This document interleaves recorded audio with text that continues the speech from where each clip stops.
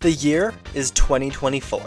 There's this dude named Masahiro Sakurai who's famous for making Kirby and the extremely long-running and successful Meteos franchise, but not much else.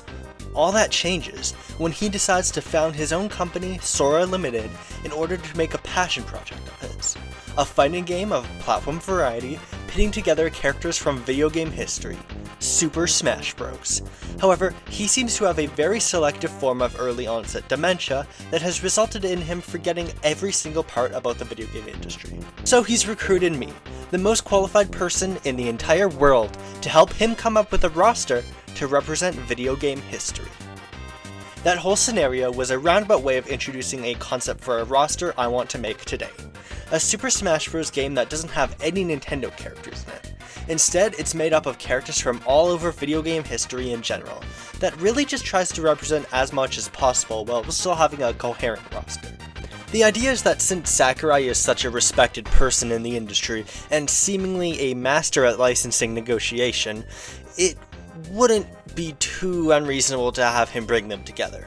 I mean, it's still kinda unreasonable, but we're gonna have some fun here as I lay out the details of this game. Now, one of the rules I've set out is that characters from Nintendo games aren't going to be included at all. I don't fully doubt it would be possible for Sakurai to get their license in something like this, since he was working on Kirby for like 30 years at this point in my weird little timeline. But I just thought it would be more fun this way to fully break off from Nintendo. Since Nintendo is so strict with their brand, I doubt this game would be on all consoles if Mario was slapped on it. Also, I hate to break it to you guys, but if Nintendo was in this roster, I don't think Kirby is making it onto the roster. I mean, I could only really see Mario, Zelda, Pokemon, Animal Crossing as a stage, and maybe Donkey Kong with my roster size. We're gonna ignore any butterfly effects of Smash not existing here too. Not unlike my other Super Smash Bros. Roster video, the one that happened to have only Nintendo characters. Sorry if I'm taking my sweet time to actually get into the meat of this video, but I want to give credit to the users of the Super Smash Bros. Of Another Universe thread over on Smashboards. It was a collaborative roster building thread I ran, and it had the same pitch as this video.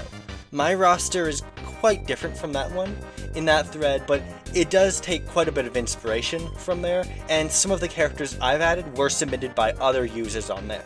Not acknowledging that would feel tantamount to plagiarism to me. I'm also trying to get to 500 subscribers by the end of the year so that I'm eligible for monetization. So if you could help me out with that and subscribe, I'd appreciate it.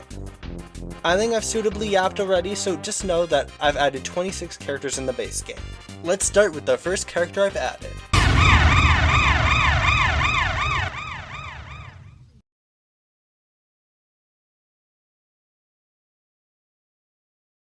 Sora Limited technically has two employees, Sakurai and his wife, presumably his cat as well.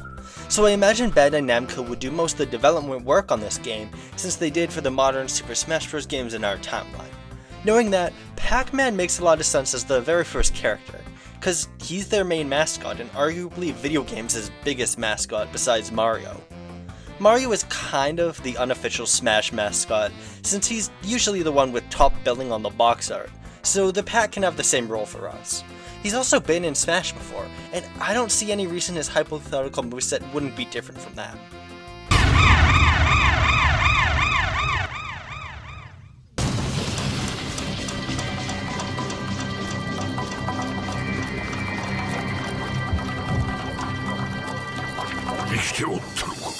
The other Namco arcade character from our universe's Smash, it's Kazuya from Tekken. I think it would be great to represent lots of fighting games in this game, since Smash is ultimately a fighting game. But in this timeline, the game might be a tough sell for the fighting game community, since it is such a new concept. So making sure to get all the big, new fighting game series in this roster would be a good way to get their attention. We'll see a few more big fighting game icons as we go on.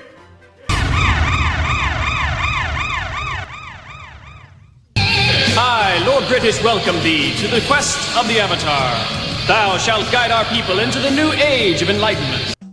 So, as I'm revealing characters in this roster, I'm going to go in roughly chronological order, but in a weird way, because characters from certain companies will still be grouped together. The point of me saying this is to highlight that I'm going to have some weird characters from early video game history now. This pick is the Avatar, the generic protagonist from the Ultima games. which are early computer RPG series that inspired the likes of Final Fantasy and Dragon Quest. It even inspired dungeon crawlers and MMORPGs with its spin-offs. This series is a big deal. The avatar would be a sword fighter and take his appearance from various different games as box arts, probably with the ability to switch between designs using different alternate costumes.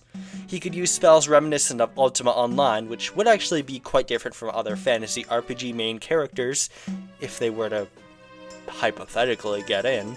He is technically a generic character as well. His name is literally just the Avatar. I do try to avoid those, but there's already plenty of cool designs for the Avatar to use, and it's still fun to use some pre-made characters. Plus, the Ultima games were actually the first video games to use the word Avatar in its modern context, so they get the claim to that name. They've earned it.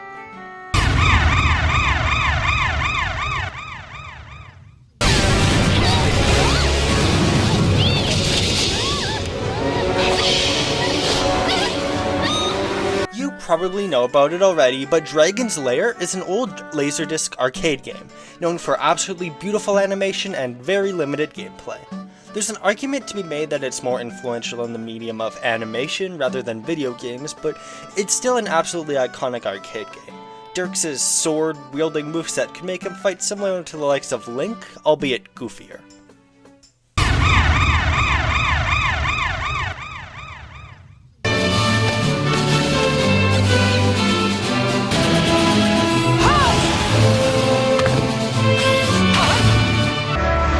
Who could have guessed it? I'm adding more RPG characters. The Slime is the face of Dragon Quest, the #1 RPG series in Japan, and the most recognizable part of that series. They could hop around to move, and even though they use basic spells, it would have to be a pretty unorthodox moveset. There were some Dragon Quest spin-offs where the Slime was the main character, so that could provide some moves as well. And yes, I can see how crazy it is that I've added Slime, the generic enemy, and not the protagonist of any Dragon Quest games. Look, in my defense, there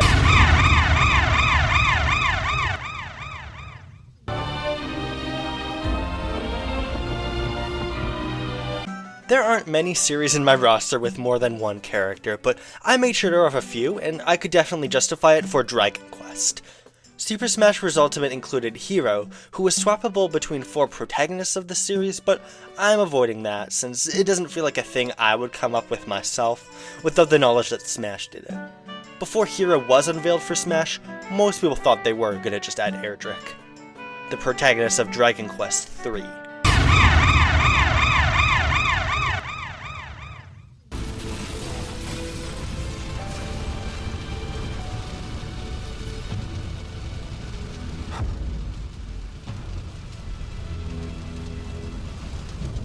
Don't be fooled by my little fake out when I was discussing Slime.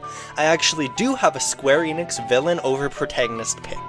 Sephiroth without Cloud.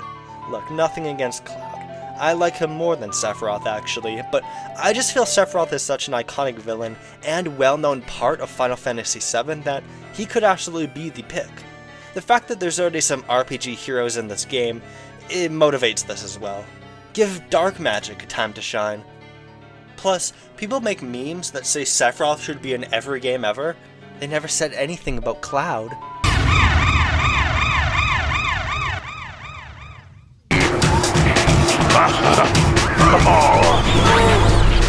My next few characters all come from the company Konami, and the first one is Frogger. Is it a bit of a weirder pick? Yes, but Pac-Man is already in this game, so adding another classic arcade face makes sense, even if we have to have some imagination when it comes to the Frog's moveset. I think they should walk on all fours like the original arcade game, instead of the bipedal design used in later games, just because it would be more interesting and true to the recognizable first arcade game. They could have moves involving a tongue, general frog things, and of course a final smash involving a bunch of cars driving towards enemies. That said, I feel like Konami's arcade games don't have quite as much of a shared identity as Namco's arcade games, so it wouldn't really make as much sense to have Frogger use moves based on them, the same way Pac-Man has.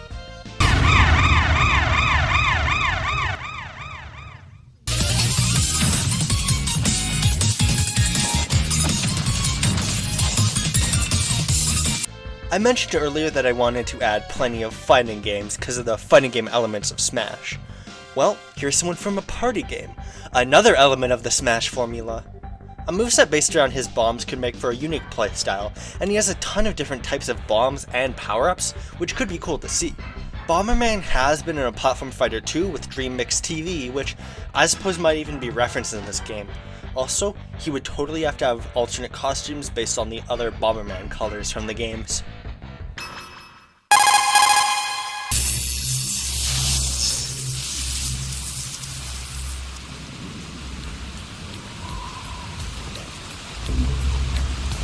The very first non-Nintendo character in Smash has to be here as well. I'd imagine Snake's moveset would be similar to our timeline, since it's not too unorthodox to come up with, especially since he was also in Dream Mix. I want him to have a different up special though. In Smash, it's the Cypher, but here let's make it reference the Fulton recovery system. The protagonist who used this mechanic in the Metal Gear games was not Solid Snake, but it makes more sense as an up special to me since Snake doesn't exactly use the ciphers in the games either. Moving on, it's our next big Japanese company that has a few characters in here, Capcom.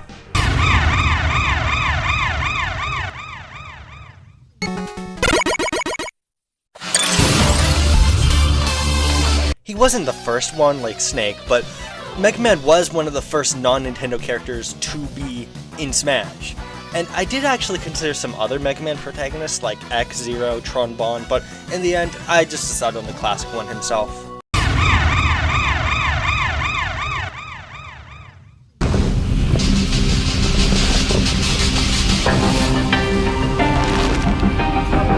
Here comes some other big fighting game icons. Ryu from Streets is basically the video game crossover king, to the point I've even made a roast about his crossover once. I mean, even SNK said it's too much, let's add Ken instead.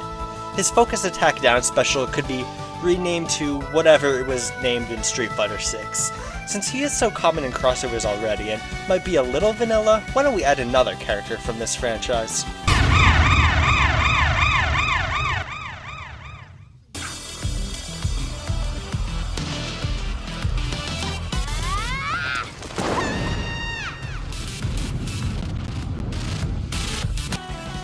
When you're talking about extremely iconic Street Fighter characters that aren't Ryu, no one stands out quite as much as Chun-Li. She was the first female fighting game character after all, that's almost enough to justify her place in a roster alone. Actually, I was considering her having to be on the roster and Ryu not making it on, but I think I've had enough controversial decisions for one roster already. She could be fairly similar to Ryu, bringing similar gimmicks like the focus attack down special, or heavy attacks executed by pressing harder on your controller's buttons.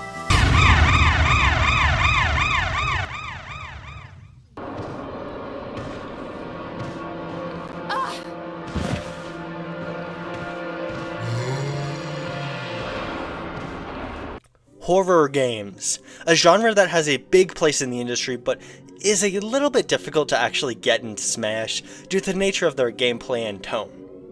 Luckily, I have an idea for Jill from Resident Evil as a playable character. Jill would use lots of weaponry from the games, like a rocket launcher for her final Smash, but to showcase more of the enemies from the series, she could also have attacks where zombies appear and she dodges around them, or even throws them away at enemies. Not unlike how she was portrayed in Marvel vs. Capcom 2. Keeping her in line with that game, she could probably use her Resident Evil 1 design or the design from the GameCube remake.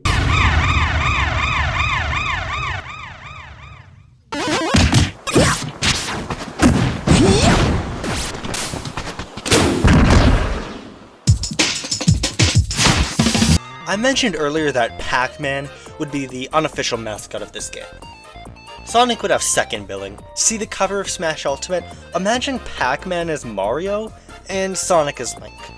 Sonic is another character that's very recognizable specifically as a video game mascot, and he has a big fan base too, so when this game's big reveal is made, we can get Pac-Man and Sonic shown off as our first two characters punching it out. But we can't just have one Sonic character, can we?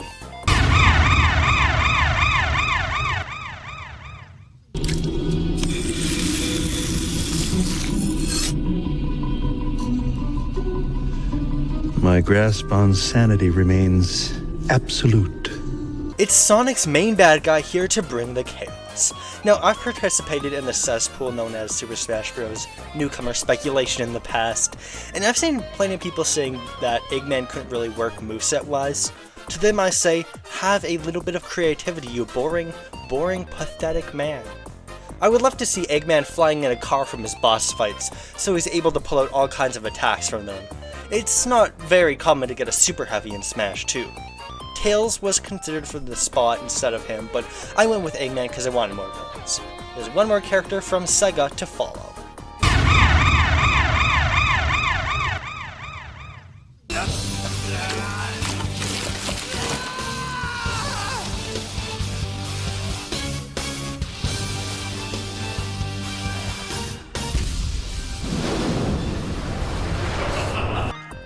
Persona is a big deal. Even Sega acknowledged it as one of their 3 big pillar franchises, and I think people have kind of forgotten how big a deal it was when Joker was unveiled for Smash back at the Game Awards. Similar to his ultimate appearance, he would mostly use flashy, showy moves and have less of a focus on the individual personas and spells of the games. Mostly because there's already a few magic users on our roster. This was also part of the reason someone like Yu Narukami, Makoto Yuki, or even Aigis weren't added. I did consider them for spots as well.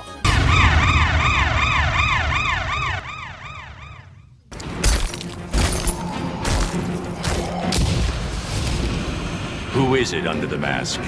I am Sub-Zero, Grandmaster of the Lin Kuei. I haven't had very many Western created characters so far, so here's one coming from the Mortal Kombat fighting game series. MK has the popularity and historical influence for a character, but why Sub-Zero and not someone like Scorpion? Mostly just vibes. I feel like he would be a better choice in my opinion. Like, I never said this wasn't biased. I even have a multiverses wishlist video where I've requested Liu Kang purely on vibes, so I never said I was consistent. I guess ice powers are unique and fun for something like this. Rule of cool wins out. I would prefer Sub-Zero to take more inspiration and a design from the modern Mortal Kombat games instead of the older ones. That way he can pull more moves from all kinds of eras on the franchise. The next character is absolutely not taking a design from the reboot of the franchise though, and that is...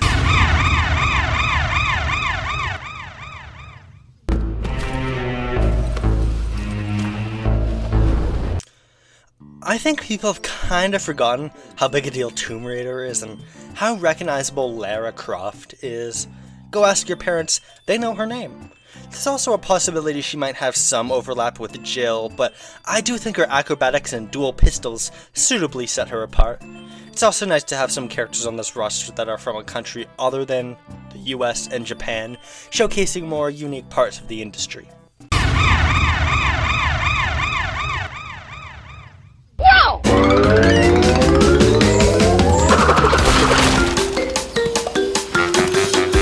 Hey look, another great mascot character. Crash would be a lot more chaotic than your Sonics or your Pac-Men. He could have a spinning move for his down special, as well as be able to throw Wumpa Fruit or TNT crates. Crash is a popular choice for Smash in our universe, and also another character that people kinda downplay the importance of. I mean, Crash Insane Trilogy sold twice the amount as Super Mario 3D All-Stars. Part of the reason I memorized the fact is that I can complain about 3D All-Stars' limited release, but I digress. Crash Bandicoot is technically owned by Xbox, even if the character is more associated with PlayStation, but actually has more Nintendo exclusives. This next character, however, would be a massive deal if this thing released on PlayStation and Nintendo systems.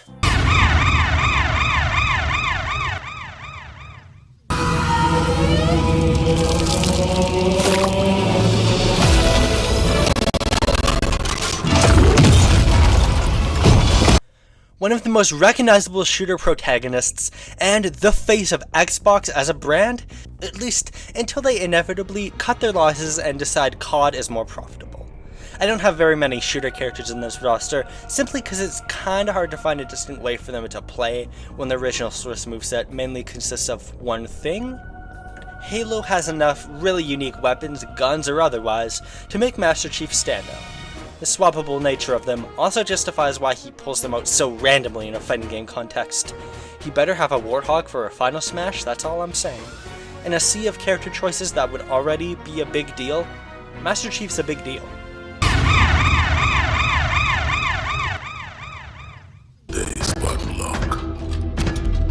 It is my trust you must earn. Arbiter? I'm not done with Halo yet, because the secondary protagonist is up next. Arbiter would share lots of moves with Master Chief, being a semi-clone as the Smash community likes to say, but would still have some differences in the types of guns he wields, and more of a focus on melee combat with his plasma sword.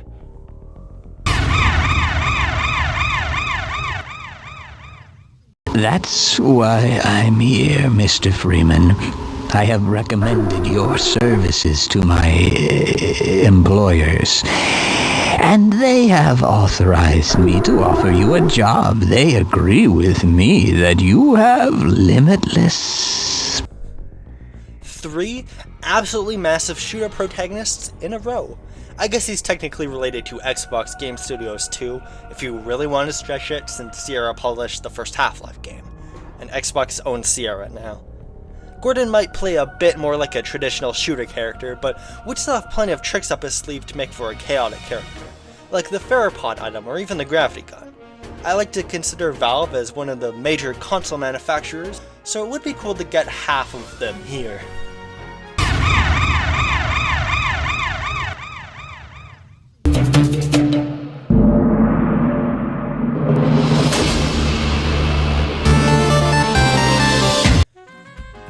Hey guys, I'm working on a joke. I want to workshop it a little bit here. The joke is that I say, "Wowza, Shovel Knight has been in a lot of crossovers," and then you laugh. So far I think I'm doing well, but I haven't seen you laugh yet. I think you need to work on that part. Anyways, I don't like treating indie games as a monolith, but Shovel Knight definitely earned its title as a de facto mascot for a certain type of them, with his numerous crossover appearances, and the fact his game proved there was a market for indie games with a retro style. The world of Shovel Knight is a really cool one, and even besides the obvious choices like his down air, Shovel Knight could have a lot of really creative moves. It would also make sense to have Shield Knight cameo for some of his attacks, maybe an up special or, when he shields. He's followed by another indie game character from the same year who is even more successful. But before I begin, I must warn you, the jump scares in this video are at these timestamps, and...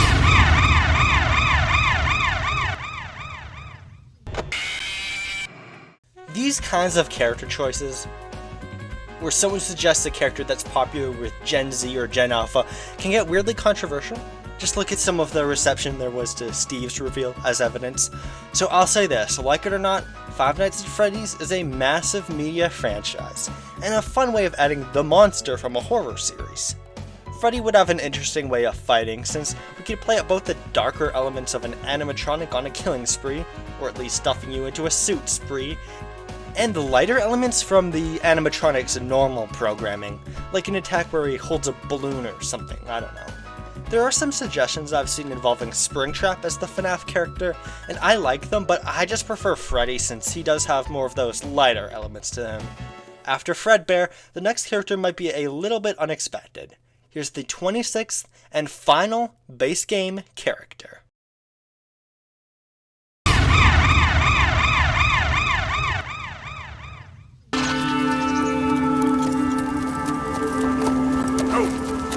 The massive size of GTA is undeniable, but do you know who's a Rockstar Games character that would be even more cool than GTA? A goddamn motherfucking cowboy. In addition to some gunplay, Arthur could use cowboy tropes or things associated with Red Dead Redemption, like lassos, horses, a runaway train as a final smash, even a move based on the Deadeye mechanic. Red Dead Redemption might not quite have the success of Grand Theft Auto given that's a top 3 best-selling game, but it still has had massive sales numbers and an undeniable impact. So here's the full base roster of 26 characters, and man, this would be such a big deal. I'm not gonna say this would be so much better than the Smash we got, and I will admit the way I engage with the game industry will inevitably show in some ways here. Nobody's immune to bias.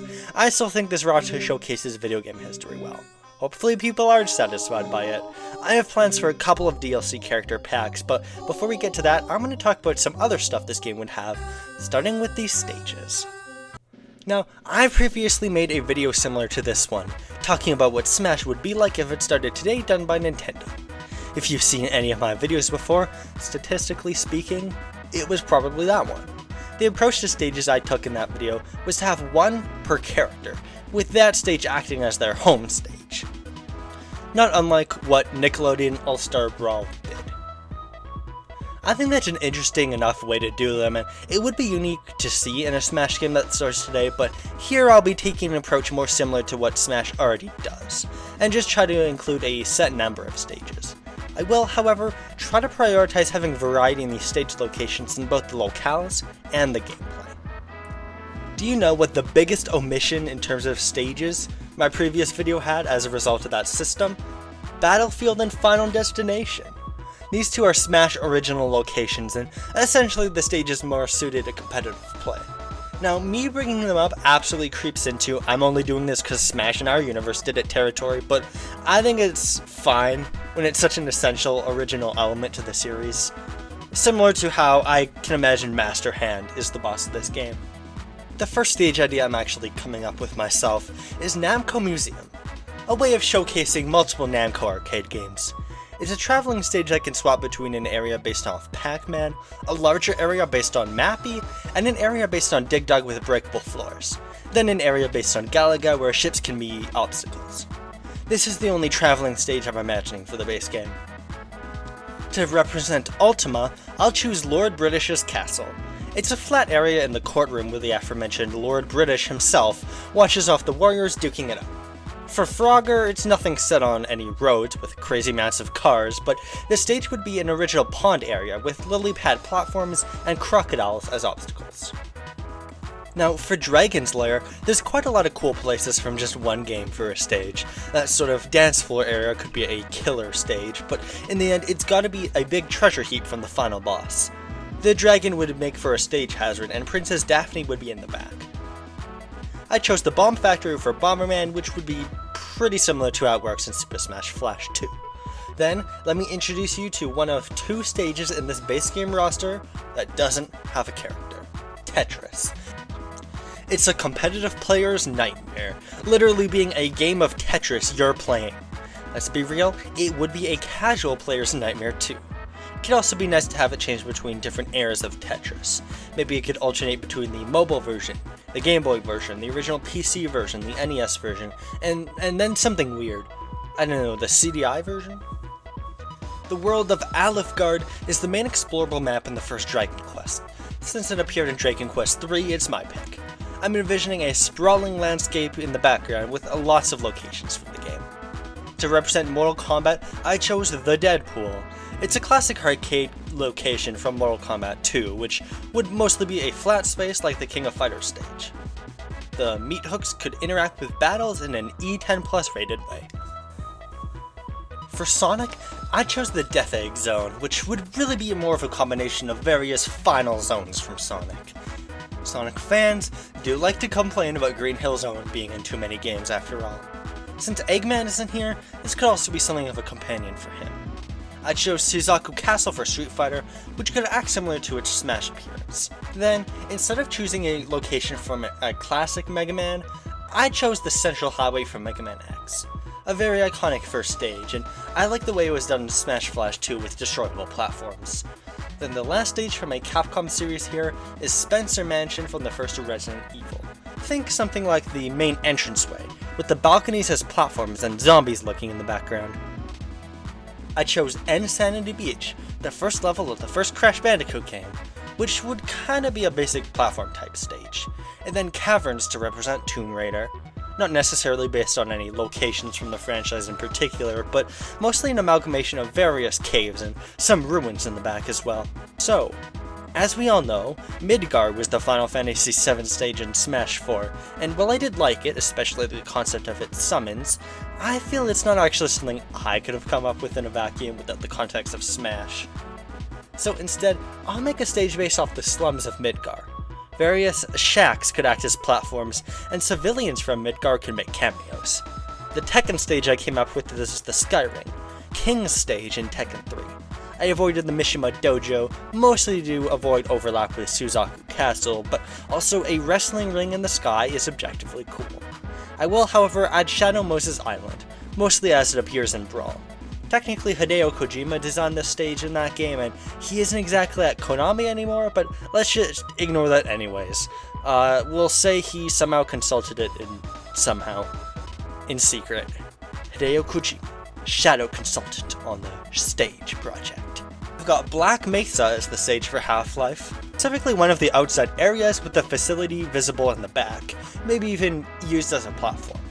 Then Blood Gulch is what I chose for Halo, easily the most well-known multiplayer map in the game, and I like the idea of adding a big canyon stage for Halo. Those types of maps are a big part of what makes its gameplay different from other FPS games. Speaking of FPS maps, I've added Nuketown next from Call of Duty Black Ops. COD is a big series to add here, but one that's hard to actually get playable representation for, so its most iconic map would be nice as a stage. If you're ever playing Smash with someone and they call stages maps, that's how you know what kind of games they play. I was considering not including this stage, but then I realized there would be 25 stages and 26 characters. So Nuketown is here because having the same amount of stages and characters feels nice. And the next stage is a good old Wild West town, Armadillo from Red Dead Redemption. Lost City is next from Shovel Knight. I chose it in particular because there weren't very many lava levels and the music is awesome. Then of course the pizzeria from Five Nights at Freddy's is in stage 2. The other animatronics could show up, and the design would mostly be based off the first FNAF, maybe even with some inspiration from the movie. And finally, Mementos is the last stage, essentially just as it appears in Smash Ultimate. So here's our 26 stages. We have a stage for each series at least, so that's neat, and it's always a good thing to get a couple more series in this game through stages. I consider this a solid stage selection. You know what's the hardest thing to speculate about here? Gameplay modes. I mean, sure, classic mode, all-star mode are obvious ones, but besides that, I don't really know, to be honest. I like the idea of a melee-style adventure mode, or even Smash Run as a big new first-player mode, but they might come up with something new here.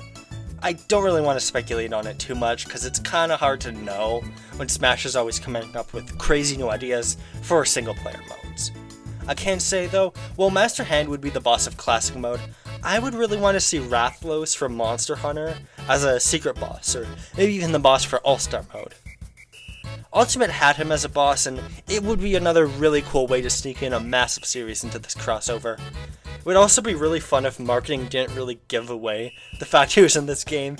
The internet would just slowly blow up after realizing he's in there. I would also love to see an events mode, a challenge mode, and maybe even collectible trophies, since, you know, you gotta have collectibles.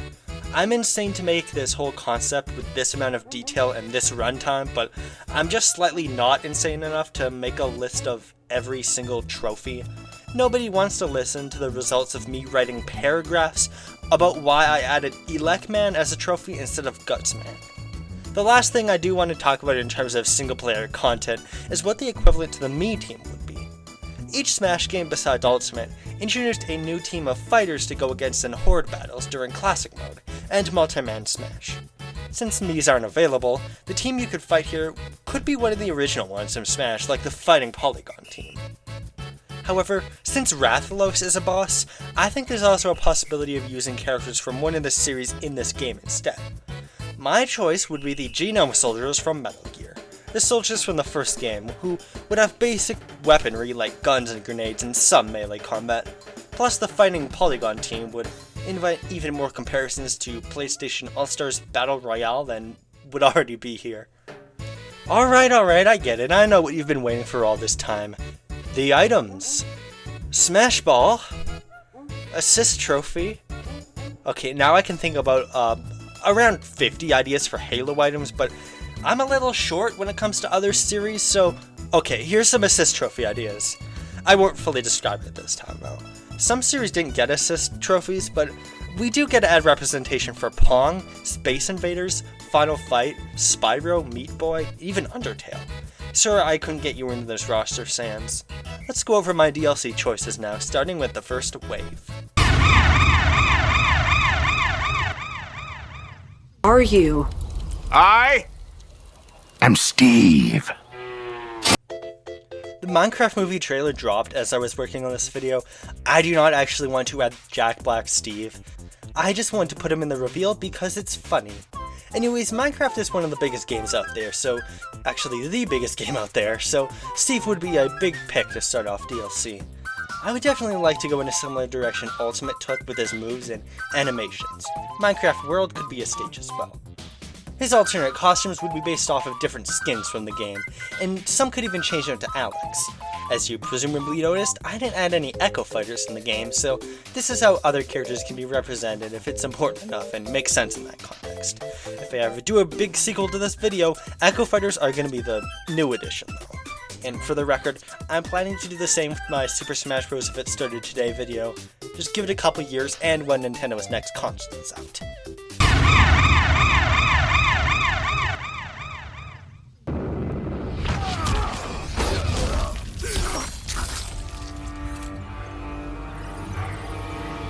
Me snubbing Scorpion in favor of Sub-Zero was probably one of the weirder choices of the base game, but that doesn't have to last for too long. I want each DLC pack to have at least one additional character per series, and like I said before, I want this game to have plenty of fighting game characters as well. With those two things in mind, Scorpion feels like an obvious choice. His moveset could be rather different with his fire powers and hook that's able to bring opponents in. His stage would be the Courtyard, another classic MK location.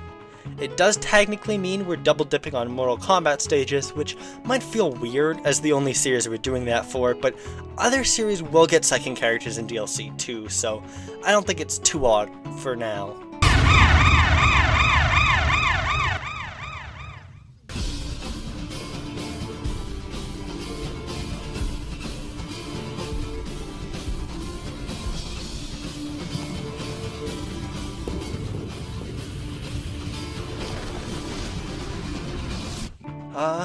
Assassin's Creed 2. The only time in history the Assassin's Creed franchise was decent. Ezio is probably the most famous protagonist, and maybe even the most famous part of Assassin's Creed. He would be a lot of fun in Smash, cause once you think about it, his moveset kinda fills itself out. Leap of Faith up special, Hidden Blade grab attack, Eagle Vision as a counter. For his neutral special, he wields 15th century gun. Really, this more stealthy archetype is something I didn't really have in this game before, unless you count Joker. Also, the flying machine has to be his final smash. It's the law. For the stage, I'm envisioning Venice, where both the rooftops and ground level are parts of the stage.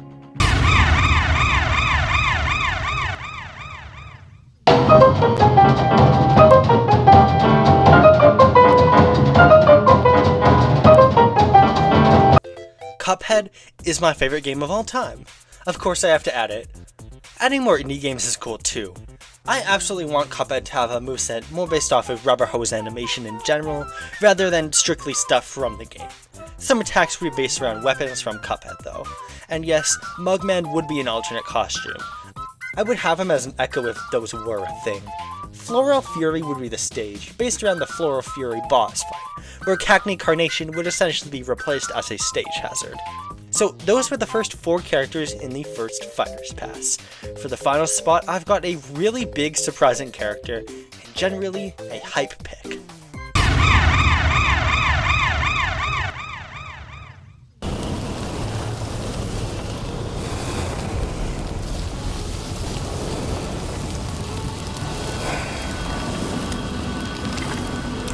Sony isn't as strict as Nintendo, so it's easier to see their characters on any consoles. They have been slightly more strict about it than Xbox Game Studios though, so it makes sense we might see their characters be a big moment for DLC if they're added. Kratos is the first character I picked. He would be using his God of War 2018 design rather than the original trilogy, because he could use both the Leviathan Axe and the Chaos Blades, which he wouldn't really have access to if it was just the classic design. His stage would be Asgard, which is a traveling stage based off of God of War Ragnarok. The giant stone wall, the lodge, even the cave underneath could be parts of the stage, and plenty of characters would make cameos. So there's our pass. I think it's a solid one, but there's one thing to get to. What would this game's title be? Super Smash Bros. I'm gonna call it Super Smash Bros. Okay, let's get to the next DLC pass.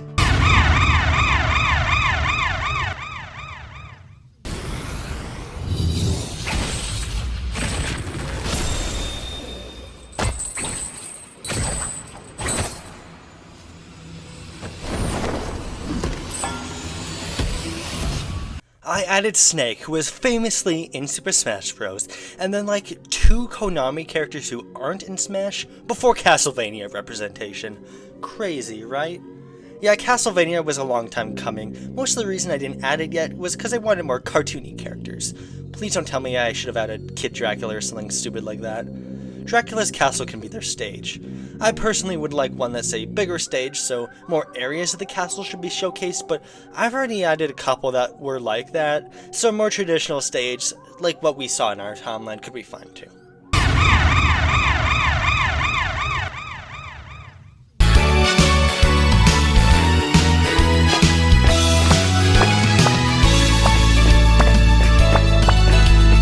Besides sneaking Tetris in here, we didn't really have much puzzle game representation on the roster, as Smash does in our timeline, so I'll change that with Oro.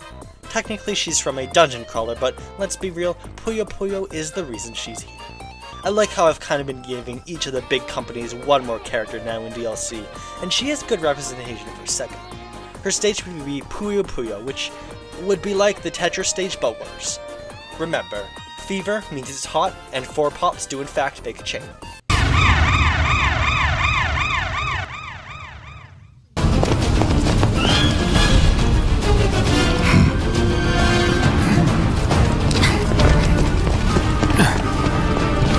Get down here, Merc.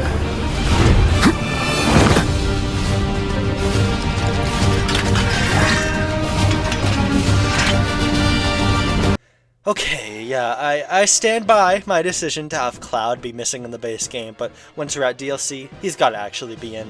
I'd imagine he'd be a pretty popular choice. His stage would be Battle.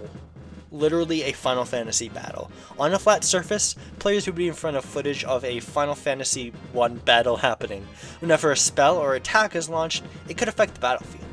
If I was playing Smash with my homie and they picked this stage, I'd probably get mad at them, but hey, Smash needs a stage like that every once in a while. Comes a new challenger, Ratchet and Clank! It would feel weird to me if I had the big DLC edition of Kratos, and then just didn't add any other Sony characters, so Ratchet and Clank will be added. The pair have a shit ton of guns to pull out, which could make them a very chaotic fighter. The stage would be Nefarious City. I considered having the Ratchet and Clank stage be the stage from PlayStation All-Stars Battle Royale, with absolutely no variations, complete with a God of War Hydra, but that stage is completely walled off, so it wouldn't work. God, I wish PlayStation All-Stars were less stupid. There's also definitely a couple dragon-based stage hazards.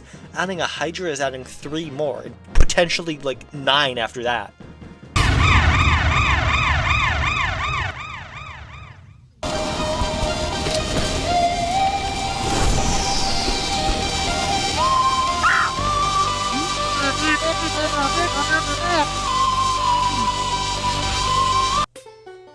So this second pass will have 6 fighters instead of 5. As such, this is the penultimate fighter. Once again, I really want to represent a lot of big indie game characters here, so Madeline's time to shine.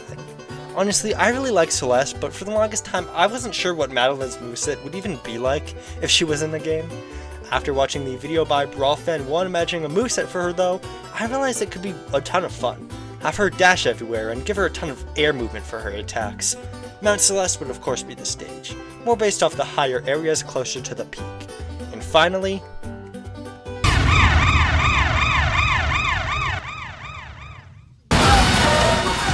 This is gonna be fun. Harry was my favorite addition to Super Smash Bros. Ultimate, by far. In the online circles I was in, he was pretty obscure, and his addition got a whole bunch of people interested in his games, and really lesser known video games in general. There was a shit ton of SNK content alongside him, and it was abundantly clear Sakurai is a big SNK nerd. I'm probably breaking my rule about trying to pretend the Smash of our universe doesn't exist, but knowing all that, I think he would be an awesome choice to finish off this game.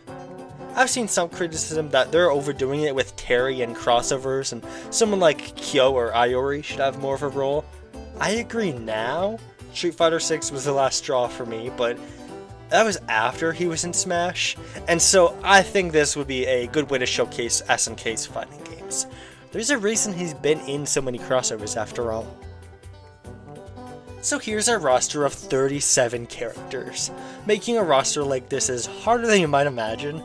I mean, you gotta add as many big faces as possible while representing different parts of the industry. Mostly though, you just have to make something fun. That's an underrated aspect of something like this. You need your choices to be fun and interesting and not just dry accounts of all the biggest video game characters. This is what I'm calling the Sephiroth, but no Cloud Roll. Okay, I'm not calling it that. This is awful. Awful name. Anyways, I welcome suggestions for characters because this is a really fun thing to speculate on. And if you're still watching, the fun's not over yet, because I've come up with a secret third DLC pass. I just wasn't satisfied with 2 passes, so this one is what I would do if there was just one more DLC. Although, since it is a secret one, I'll have a little more fun with it. I won't be doing stages though, so keep that in mind.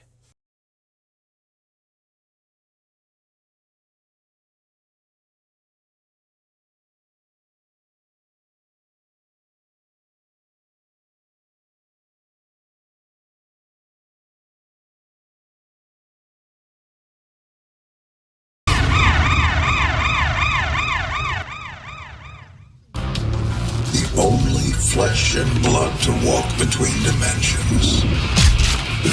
Doom might just be one of the biggest omissions I have yet, and it makes for a good trio in this roster alongside Halo and Half-Life. That trio all being in the base game might have been a bit much, especially with Chief and the Slayer both being green shooty guys, but fear not, I have a plan to differentiate him from the other shooty guys.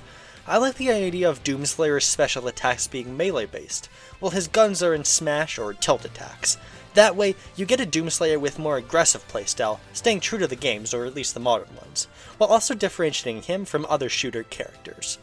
By melee attacks, I mean stuff like command grabs, a chainsaw, or even a crucible for a really strong move. Objection! We are currently doing characters for a secret third bonus pass that 70% of people watching this video aren't even gonna see. So yeah, I'll add some weirder picks, and while there are some bigger Capcom series than Ace Attorney, it's the secret bonus DLC, so rule of fun wins out. Even in this ridiculous roster, there's no one quite like Phoenix Wright. Phoenix's moveset he had in Marvel vs. Capcom could inform his playstyle, and a gimmick for him, although there are still plenty of potential for lots of new moves and stuff. Me being a massive Ace Attorney fan has nothing to do with him getting in over, say, Dante whatsoever.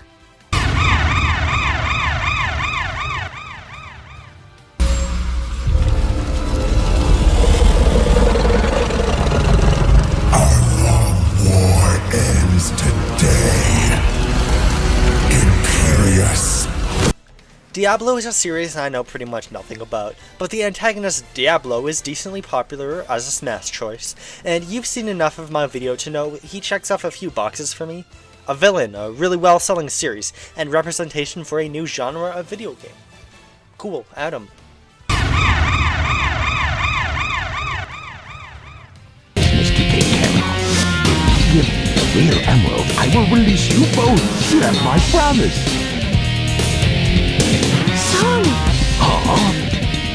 Sonic is asking for the first time to do something for him! I won't let him down! I won't give up! Now that Tails is in the game, we have a series with 3 characters. I made sure to give one of them additional characters before so that they don't feel like one-offs. Now, let's make it so they don't all feel like 2-offs. Tails could have a spin dash attack like Sonic, could fly with an up special, and would fight with gadgets or even war crimes. Tails can canonically use napalm in one of the games. Yes, this is true.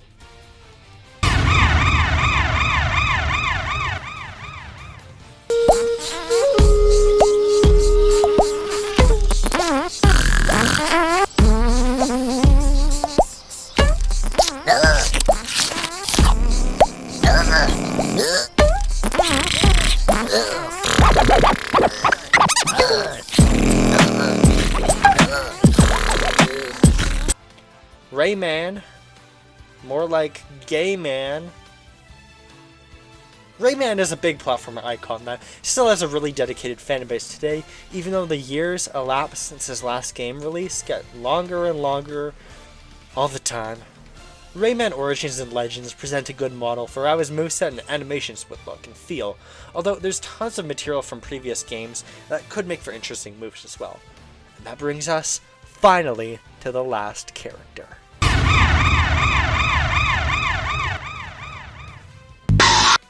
Compared to Cuphead or Celeste, Pizza Tower might not have reached the same level of success, but it's still absolutely blown up, got a huge following, and there are legitimate reasons for it aside from my bias. Like, I've repeated some variation of the phrase cool to see or would have an interesting moveset probably like 10 times throughout this video, but just imagine Pizza Tower and Smash, man. All the wild chaos of Peppino's movesets in a fighting game, now in 3D, and all that goofiness pitted against Sephiroth. It's just a really fucking funny way of ending this game at the very least. If you're still watching this video, that means you have a larger than usual attention span, or just really liked it. Either way, I really appreciate you watching, and I hope you enjoyed the bonus pack, or the video in general. Thank you so much for watching, and I'll see you later.